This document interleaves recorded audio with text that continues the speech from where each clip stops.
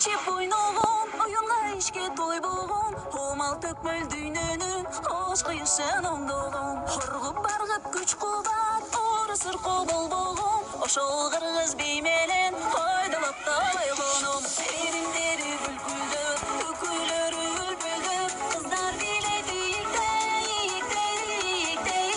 эндери сүмкүлдөп, карек күйгөн бийликтей, чарчагандай билишпей, бийгеден жибитпей, турган жигитпей.